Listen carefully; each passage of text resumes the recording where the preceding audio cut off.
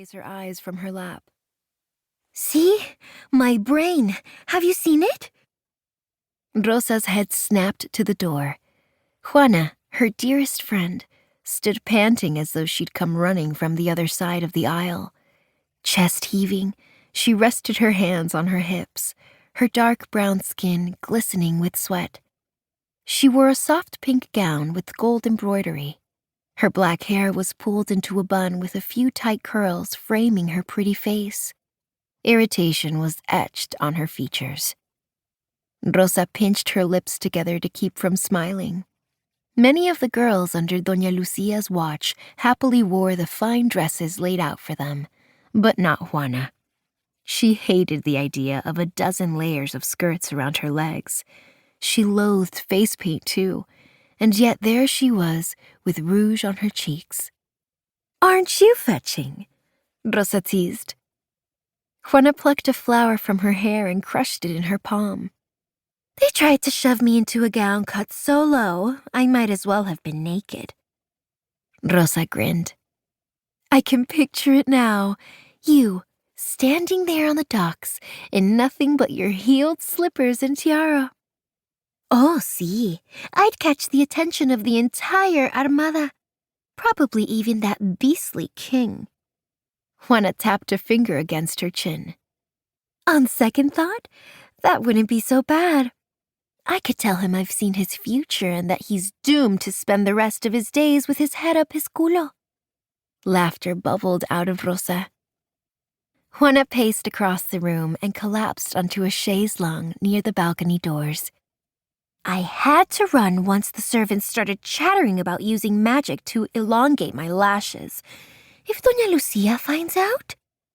"The mistress is too busy with fiesta preparations to worry over your lashes." "You and I both know that's a lie." Juana chewed on her fingernail, something she only did when her mind was caught in a spiral of worrisome thoughts.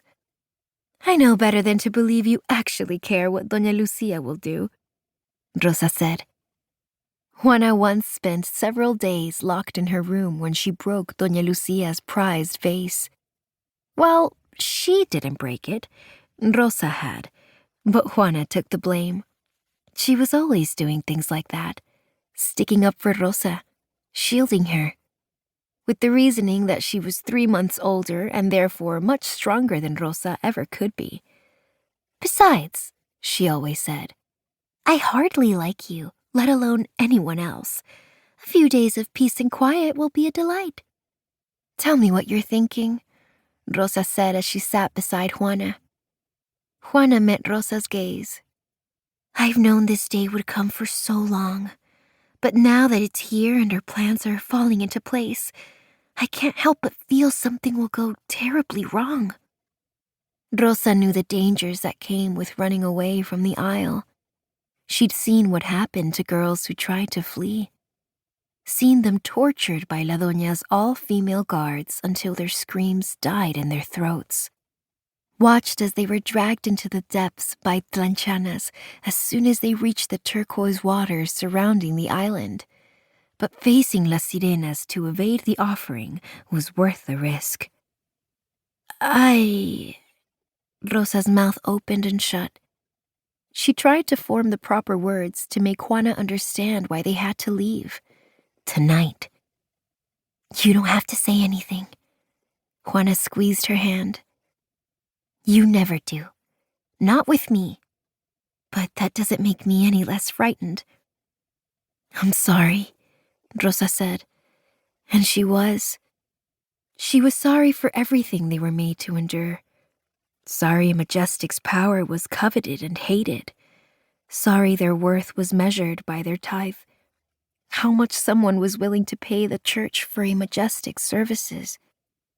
It hadn't always been this way. Only a century ago, Majestics lived freely within the island kingdom. They'd healed the ill, calmed the seas, called down rain from the skies to help farmers produce bountiful harvests. But when the former monarch, King Sebastian's great-great-grandfather, learned he could weaken a Majestic's power with iron on their skin, everything changed. He rounded them up and carted them to his